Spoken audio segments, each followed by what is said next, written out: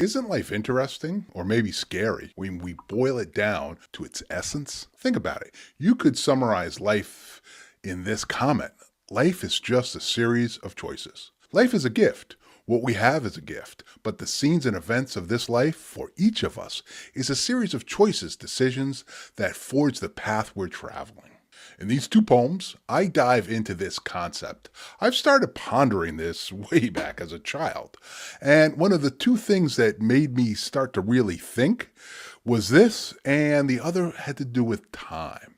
Yeah, I was an odd kid. Let's dive into things. My first poem is titled Go Your Own Way. Lindsay was right. The secret to unlock living, not existing, but thriving. This key's waiting. When you go your own way. But he never mentions that it's the only option we've got. It's a senseless endeavor trying to walk another's trail, like a moth flying at a star. A senseless exercise to grasp the very things that are out of reach. Your way isn't just the right way, it's the only way. Sure, there's risk, loneliness, and darkness. Who wouldn't want to be Gideon? Yes, the Ogopogo might be around the corner, but only the lonely cat eats to its content. Sails pointed in the right direction will always capture the winds, all four of them. So bon voyage, may the journey be joyful, may your needs be met and your wants be known. Your way's surely the right way. I hope you enjoyed that poem. The concept that this is our unique special journey is special.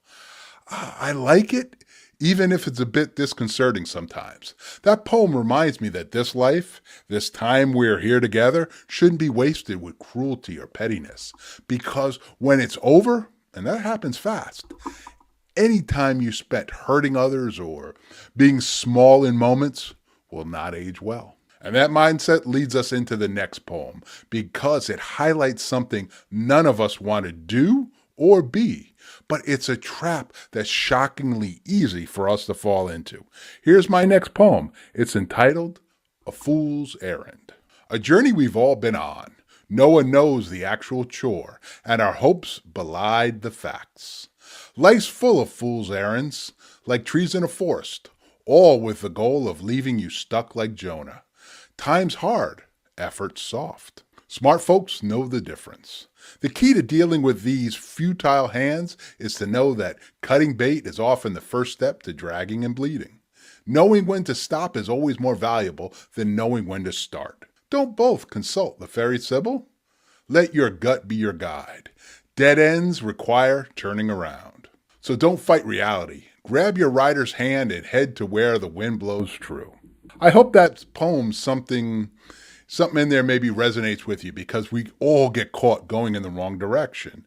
And admitting that it's sometimes really difficult, maybe even painful. But when we're going in the wrong direction, we really only got one option, and that's heading back and making it correct. And the longer we wait, the more difficult things become. So cutting bait is something I encourage you to consider, and you'll know inside if it's the right move. Nobody will know better than you. I hope these poems spoke to you in some way, maybe the inner you. Right now, I want to share these poems with you. Let's continue this conversation and thought process here. So I'll see you over there now.